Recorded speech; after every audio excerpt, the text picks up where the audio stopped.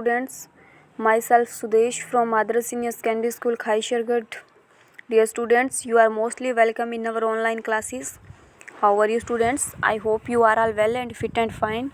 Dear students, please stay in home. Okay students, now it's study time. Are you ready? Okay, now we start it. Dear students, what is the name of our chapter? Sahasi Amit. Dear students, today we learn our second class Hindi book and our chapter name is Sahasi Amit. Okay students, Amit क्या है? एक लड़का है जिसका नाम है Amit. And what is the mean of साहसी? साहसी मीन्स कोई किसी काम को हिम्मत से करने वाला या साहस के साथ करने वाला, तो हम उससे क्या कहते हैं? साहसी. ओके स्टूडेंट्स, तो जो अमित नाम का लड़का है उसने एक बहुत ही साहस वाला काम किया है, तो हमारे चैप्टर का नाम क्या है? साहसी Amit. Dear students, now we start our chapter Sahasi Amit. Dear students, our chapter is Sahasi Amit. सहसा एक दर्दनाक चीख से सारा वातावरण कांप उठा. सहसा मीन्स अचानक ही, दर्दनाक यानी कि दुख भरी जो चीख है उससे क्या हो गया? सारा वातावरण कांप उठा. सभी लोग उधर देखने लगे जिधर से चीख आई थी, यानी कि सडनली जो क्या है, सभी का ध्यान उस तरफ चला गया था जहाँ से चीख आ रही थी. अमित भी उन लोगों में से था जो चीख को सुनकर ठगे से खड़े थे. ठगे से यानी कि मतलब शुद्ध बुद्ध अपनी खो के अचानक से जो चीख आई थी उस मतलब अचानक से सुन में हो जाना. वह अपने साथियों के साथ उस मकान के अंदर गया जहां से चीख की आवाज़ आई थी. यानी कि जो लोग वहां खड़े थे वो कौन थे? अमित के साथी थे.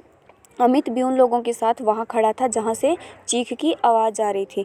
वहाँ का दृश्य देखकर उसके रोंगटे खड़े हो गए. रोंगटे खड़े हो गए यानी कि वह मतलब एकदम से घबरा गया जो वहाँ अंदर जो दृश्य हो रहा था. कानन बिजली के तार से चिपका हुआ था. कानन कौन है? एक बच्चा है जो हमें इस पिक्चर में शो किया गया है. कानन क्या है? बिजली के तार से चिपका हुआ था. उसे देखकर अमित मन ही मन छटपटा उठा. मन ही मन छटपटाना मतलब उसे बचाने की कोशिश करने लगा कि कानन की जान कैसे बचाई जाए. यानी कि बार बार अमित के मन में यही सवाल आ रहा था कि कानन की जो जान है वह कैसे बचाई जाए. यह घटना कोलकाता या कलकत्ता के एक उपनगर बेहाला की है. यानी कि जो हमारा शहर है कोलकाता या कलकत्ता, उसका एक उपनगर है जिसका क्या नाम है? बेहाला. तो यह जो घटना है वह एक सच्ची घटना है, कोलकाता के उपनगर बेहाला की है. बेहाला का यह मकान टूटी फूटी हालत में था. यानी कि जिस मकान में कानन को बिजली के तार का करंट लगा था वह कैसी हालत में था? टूटी फूटी हालत में. ओके डियर स्टूडेंट्स, जिसे बच्चों ने अपने खेल कूद का स्थान बना लिया था. यानी कि जो मकान था, जिस मकान में कानन को बिजली का करंट लगा था वह कैसी हालत में था? टूटी फूटी और जर्जर हालत में था, क्योंकि उस मकान में कोई नहीं रहता था. कोई नहीं रहता था, इसके कारण बच्चों ने क्या किया? उस मकान को अपने खेल कूद का स्थान बना लिया था.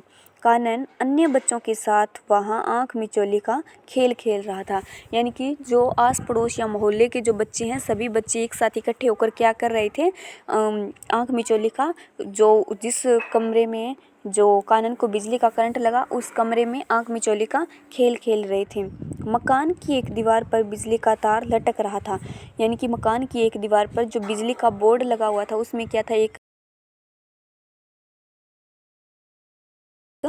सामान की बिल्कुल केयर नहीं थी, जिसके कारण बिजली का जो तार है वह बिजली के बोर्ड से क्या कर रहा था? नीचे लटक रहा था. तार के ऊपर की रबड़ गलकर उतर गई थी. डियर स्टूडेंट, जाहिर सी बात है अगर घर में कोई घर की हम अपने मकान की केयर नहीं करेंगे, टाइम टू टाइम उसे मतलब रिपेयर नहीं करवाएंगे, तो सामान तो ऐसे ही होगा कि तार के ऊपर की रबड़ है जो बिना किसी केयर के गलकर उतर गई थी. बच्चों का ध्यान तार की ओर नहीं गया, क्योंकि बच्चे जो है वह अपने खेल में बिजी थे, तो बच्चों ने मतलब इस तार की ओर ध्यान नहीं दिया. वो अपनी मस्ती में खेल रहे थे. खेल समाप्त होने पर धीरे धीरे सभी बच्चे चले गए. यानी कि जैसे ही उन बच्चों का जो खेल है वह ख़त्म हुआ तो बच्चों ने क्या किया? सभी अपने अपने घर चले गए.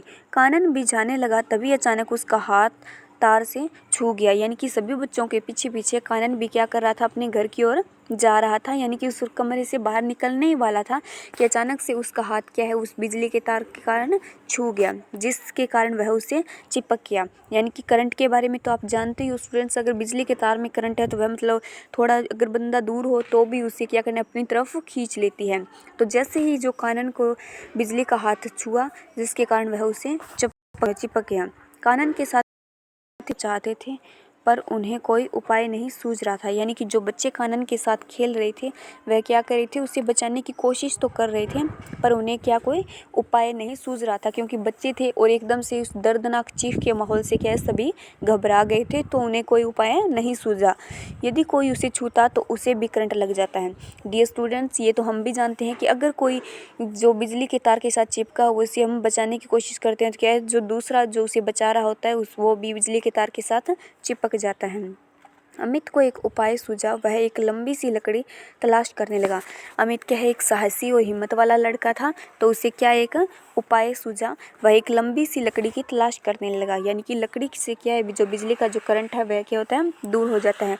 उसने पढ़ा था कि यदि कोई बिजली के करंट से चिपक जाए तो उसे लकड़ी के द्वारा या रबड़ के जूते पहनकर अलग किया जा सकता है।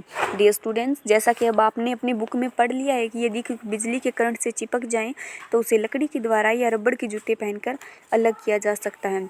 तो उसी तरह से स्टूडेंट्स, अमित ने भी कहीं पढ़ा हुआ था कि अगर कोई मतलब बिजली के तार से चिपका हुआ है, करंट से चिपक जाए तो लकड़ी के द्वारा या रबड़ के जूते पहनकर उसे अलग किया जा सकता है। तो स्टूडेंट्स, अमित ने यही किया है। डियर स्टूडेंट्स, आगे की स्टोरी बहुत इंटरेस्टिंग है और हमारे लिए मतलब नई नॉलेज भी लेकर आएगी। तो डियर स्टूडेंट्स, आगे का जो चैप्टर है वो हम कल करेंगे, जो हमारा हाफ चैप्टर है। आज हम इतना ही कंप्लीट करेंगे। आई होप आपको ये जो चैप्टर है हाफ चैप्टर वो क्लियर हो गया होगा।